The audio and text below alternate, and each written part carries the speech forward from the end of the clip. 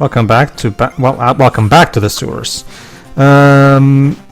Alright, so this time we're gonna go play as Donnie again. Why not? Don't you mean back from the sewers? And here it is, the now typical surfing level of these games. Also, so sorry, audience, that we have not... I don't think we've played as Mikey yet in this one. Like, we've done pretty much everyone but him. Well, does it really matter, Joe? But they're all the exact same character with the exact same range of attack. Like, it's just minor visual changes. They hold different weapons, damn it. And I guess there's a slight change in animation. Yeah. I mean, granted, unless there's somebody who's a whiz at this game that actually has garnered gameplay differences between them. Like, that's the thing, like, yeah, the animation is slightly different, but the actual mechanical way the attack works is still basically the same. It still boils down to to just poking the enemy forward. Anyway, well, that's why I wonder if, like, if there's anyone who's a pro at this game who actually has garnered gameplay differences between the turtles. Not that I'm aware. This game is not exactly something that a lot of people... Usually when it comes to the Game Boy games, people immediately go to the third one, because that's the one that's definitely much better than the previous two. Then I wonder if the turtles are all essentially glorified lives, and that's why you're recommended to go rescue them. Basically. Like I said, the guys at Konami making these games back in the day really liked this idea of captured turtles that you need to rescue for some reason. Well, it's a throwback to the original game. Well, yeah, that's what I'm saying. I'm including the original game when I say that. Like, for some reason, Konami really liked this idea. And they kept using it over and over.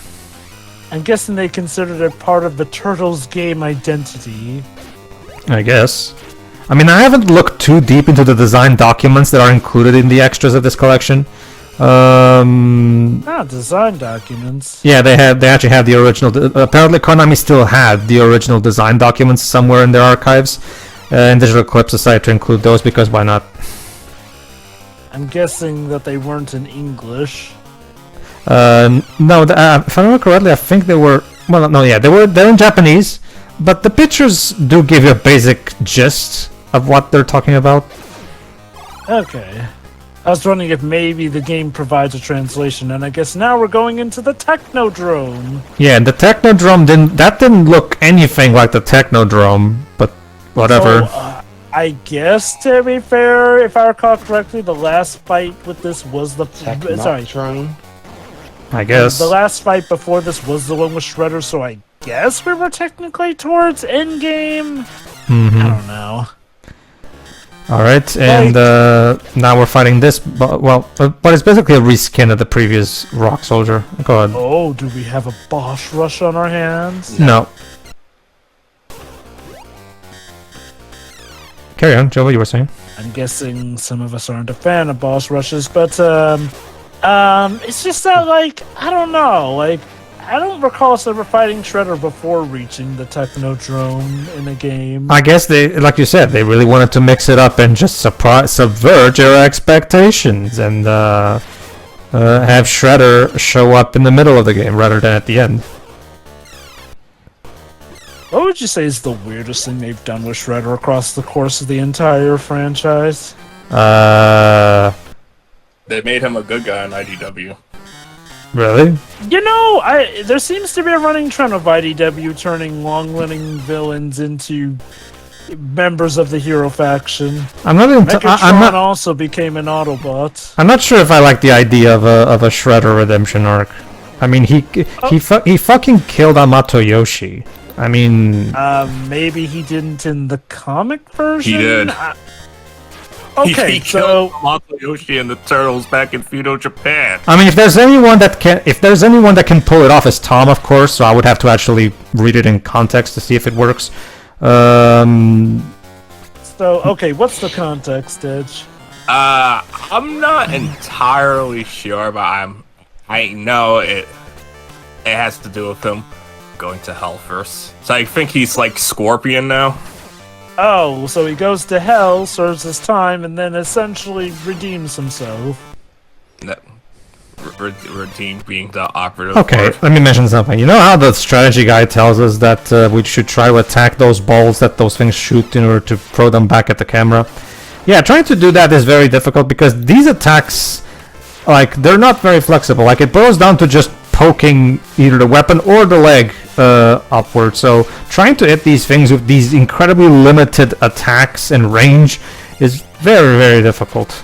So honestly, lack of diagonal motion on your character definitely does not help. so basically, this is why I definitely recommend, like, for the sake of trying to play these games, definitely use the combo collection is the definitive way to experience these games because you can make your experience a lot more comfortable.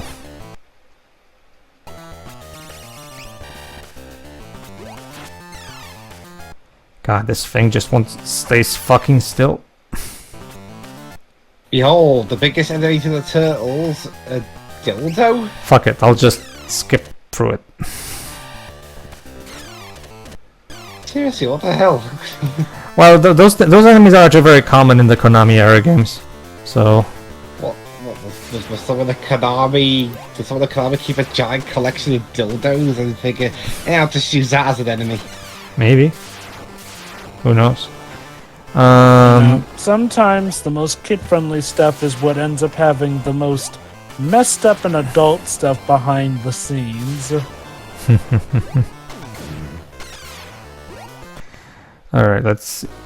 Like, it's funny. Sorry, go on. No, go on. Like, it's funny how in a lot of times you find out how, you know, a kid's show has, like, censored swearing that just appears to be comedic in nature, and then you hear the behind-the-scenes dialogue, and it turns out, no, they actually said legitimate swears behind that. Alright, I guess helps the immersion, but dang. there we go. Literally, those mooks only exist to give us pizza. Shredder, what the hell? Alright. Time for the elevator. Again. Alright. But no, like, like I said, I guess I would have to see it in context so I can properly judge it. Like, if anyone can pull it off, yeah, it would be Tom, but we'll see. Perhaps. Alright. I mean, do they actually have him, like, partner up with the Turtles in fighting crime or some shit? Anything like that, Dej? I haven't read that far. It was just okay. I know. Alright then. That like the way I gather is like they're doing what the old Mortal Kombat timeline did with Scorpion and Kuai Liang.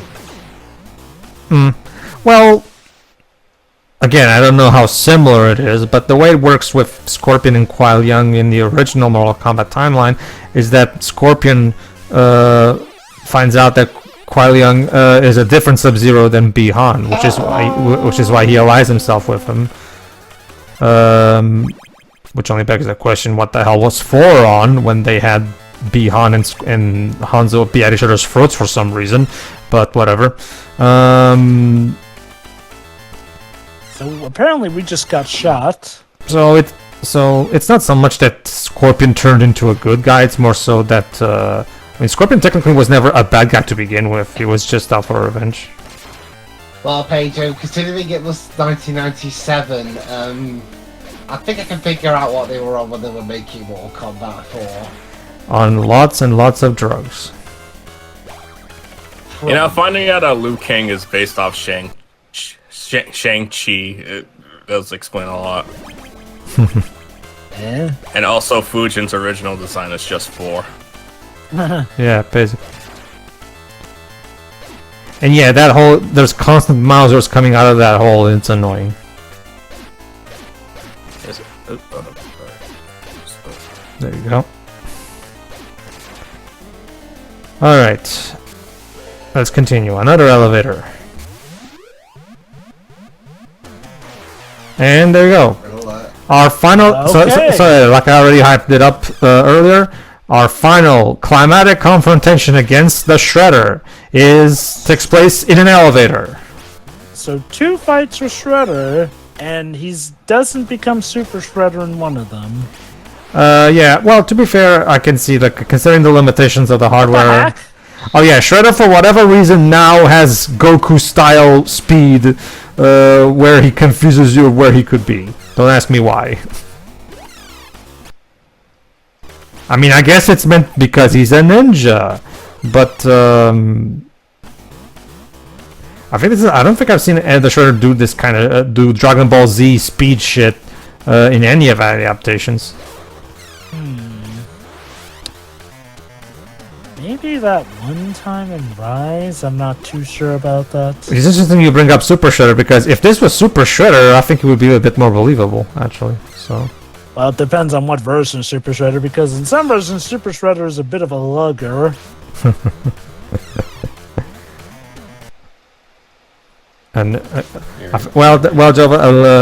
Leo himself said best in the second live-action movie. A true ninja is a master of himself and his environment. So don't forget, guys, we're turtles! I love how ever since that second movie, almost any material that has had Super Shredder has made sure to have him be as badass as possible, just to avoid what the second movie did. Well, that's the thing. Like outside of the anticlimactic way they kill him, the way Super Shredder actually looks in that movie looks super badass and cool. It just really makes you wonder, why did they choose to do such an anticlimactic? Probably, my guess is they probably had something more elaborate planned, but they ran out of money and time. Because remember, that movie came out only a year after the first one, so Did Kevin Nash want to go over on the Turtles or something? No, I'm pretty sure that's not the case. Like, considering the incredibly short production cycle, I'm gonna take a wild guess and probably say that it was a Chucky free or Child's Play free, if you prefer, type of scenario. Which is a shame, because I think overall 2 is a pretty good sequel. It's fine for what? Well, okay, as a sequel to the first one, not really, because it makes the tone a lot more comedic in comparison. A lot of the serious drama from the first movie is taken out. Again, it was done to appease soccer moms at the time who were complaining that the first movie was way too violent and had swearing in it. That being said, if you can divorce yourself from that and just take it as a live-action adaptation of the 80s cartoon, which is basically what it's trying to be, it works really well in that regard. So I guess Shredder's done for this game. Yeah, basically. I mean, I can understand why, because remember, this is trying to take more from the 80s show, and in the 80s show, it's Krang who's the big villain, not Shredder. Really? I always thought Shredder was still the big bad of the 80s show. It's just that Krang was definitely his means to most of his stuff. Like, and to be fair, even Shredder's revenge plays into that idea with Super Shredder being the final boss. Oh yeah, no, that it does. But like, if you actually watch the 80s show, Shredder is nothing but just a pathetic little bitch who is ordered around by Krang. Like,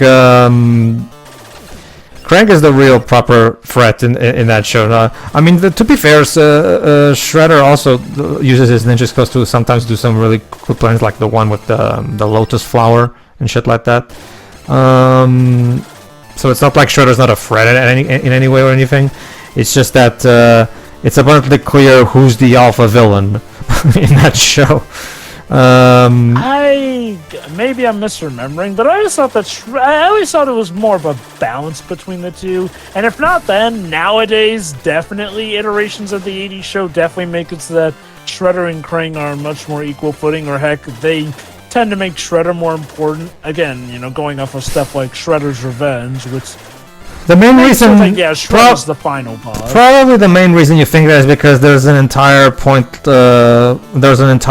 big portion of the show where Krang is stuck in Dimension X and can't get out, and so most of the time it's just Shredder doing things while trying to get him out of there. And here it is. Hey, holy shit, Krang! Whoa! Holy cow! Okay. To be fair, this is actually in line because remember, in the show, his suit can actually increase in size. So this actually is on brand. It's not just the size; it's the proportions. Like, it looks like he stretched this guy out like an accordion. Anyway, Krang is actually a joke. I'm not kidding. This boss battle is basically a joke. As you can see, I'm not even using rewind because, see, you can. So Shredder was the real threat after all. Yeah, like he's constantly going back every time you hit him, and he's very easy to hit because he's a big target.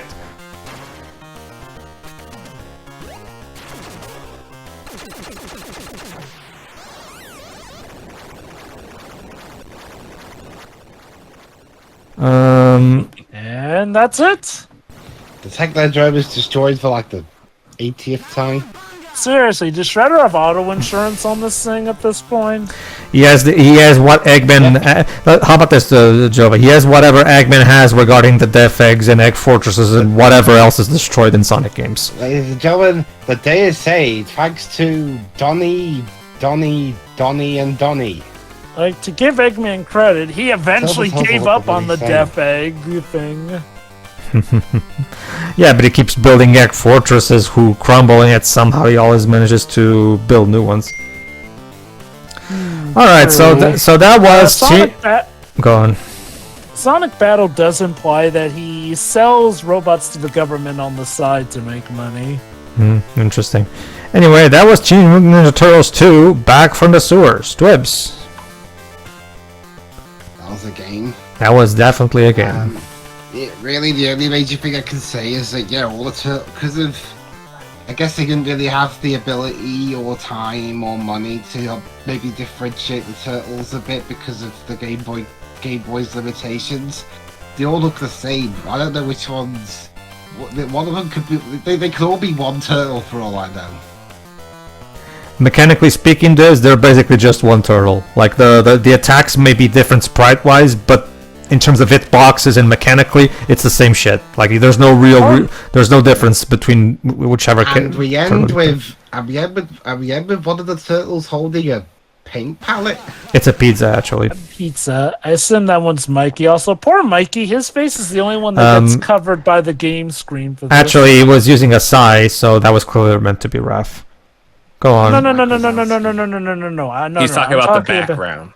Oh, the background. Yeah, the background. Because the one holding nunchucks is the one with his face blocked, and, Mikey uses nunchucks. Also, the color bandanas. Sure. Yeah, Carry on, Devs. Yeah, that's really about it. It's just, yeah.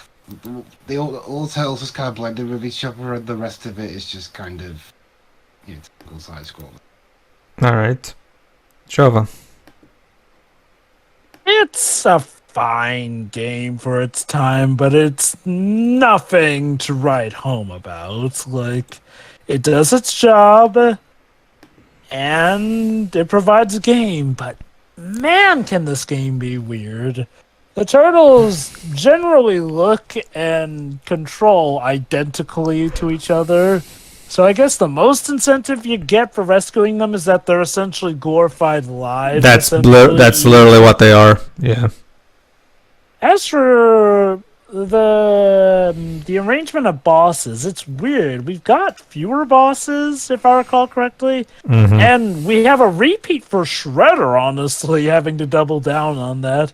And Shredder ain't even the final boss. That's Krang, who's a joke. Yeah. Again, it's nothing terrible. It's just weird more than anything. But it is what it is. A game made in the 90s to entertain people, and I'm sure it did that job just fine. Well, let's ask then. Dej. Well, it's not the... Let me pull it over. It's not the best game, but I still like it. But yeah, it's definitely a game on the Game Boy in 1991, and it's obviously not the most polished or fleshed out game, but it's a game that I do want to go back to and have fun with, especially by nostalgia, and that soundtrack is really good. It is. Like, extremely underrated. Yeah, no, like, honestly, give me a modern remix of this soundtrack anytime.